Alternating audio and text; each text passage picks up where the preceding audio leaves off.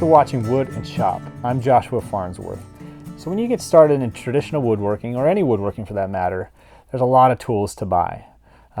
In traditional woodworking's case, there's a lot of hand tools to buy, but at first I want everybody to be able to know just a basic list of tools that they need so they don't have to drop a whole bunch of money up front. So one of the things I'm going to talk about is clamps. There's a lot of different kinds of clamps, and I'm going to show you what I like and what you need to get started. So let me start off by saying this. Don't go out and buy tons of clamps right off the bat just because your friends have a lot of clamps. Start off with a project, dry fit it, and see how many clamps you need for that project. And then go out and buy clamps. But let me show you a couple that are good to start off with. My favorite, one of my favorites is this hand screw clamp. Make sure you get a good quality one. I'll share some links to all of the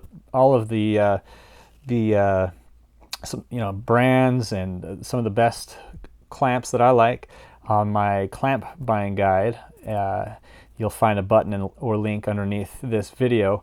But this C-clamp is really, this hand screw clamp is really good because the wood part here doesn't mar the work. You can also clamp this. You can clamp your workpiece in here and then clamp this in your vise on your workbench, which is really nice if you want, for example, if you're making handles for your hand saws or hand planes or something you want to rasp.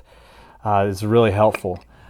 These parallel clamps are really helpful, especially the little ones. I use these a lot. The flat surface of these parallel clamps doesn't, it holds your work a little bit better than the bar clamps here. So I use these quite often.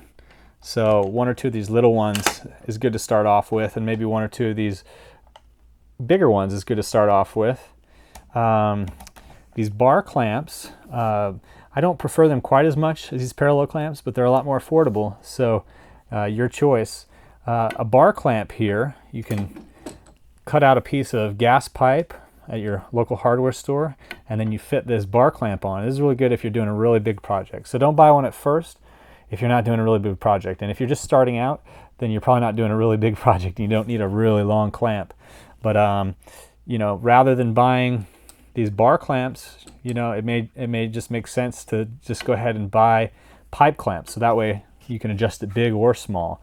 And you can always change the size of the pipe as well. There's some little quick grip clamps. I use these a lot, not necessary. I use them for holding things, not for glue up, not if I'm gluing a project together because they don't provide enough clamping power. But if I'm doing something, I don't know, it's hard, a lot of stuff. It's pretty useful, but not necessary right off the bat. These C-clamps are pretty useful, especially if you're the type of person that likes to clamp something to your workbench top, but I don't do that, and I don't use them very often, hardly ever at all, but they do have an immense clamping power. So if you don't buy it unless you find you've run into a situation where you really need it. So I would just say stick with buying one or two of these. I'll share sizes in my buying guide. I can't remember if this is a 10-inch or 12-inch or something.